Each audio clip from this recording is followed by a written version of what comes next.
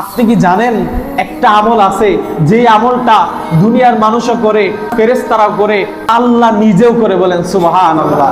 আল্লাহকে প্রশ্ন করলাম, মালিক আপনি আমল করেন, কি এমন আমল করেন? আপনি কি নামাজ পড়েন? আল্লাহ বলে না, আমি নামাজ পড়ি না। আপনি কি রোজা করেন? আল্লাহ বলে না, আমি রোজা করি না। আল্লাহ আপনার কি হজ করা লাগে? আল্লাহ বলে না, না আমার তো হজ করা লাগে না। আল্লাহ আপনার কি যাকাত দেওয়া লাগে? না, আমার তো কিচ্ছু করা লাগে না। তবে আল্লাহ আপনি কি করেন?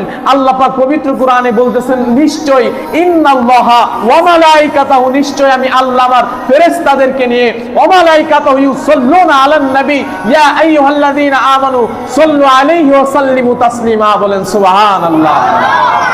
আল্লাহ বলে আমি নামাজ পড়ি না, আমি রোজা করি না, আমি হজ করি না, আমি যাকাত দেই না, কিচ্ছু করি না, একমাত্র একটা জিনিস করি। কি করো আল্লাহ? আল্লাহ পাক নিজে বলতেছেন, আমি আল্লাহ ফেরেশতাদেরকে নিয়ে আমার নবীর শানে দরুদ শরীফ পড়ি, তোমরাও দরুদ শরীফ পড়ো। বলেন সুবহানাল্লাহ।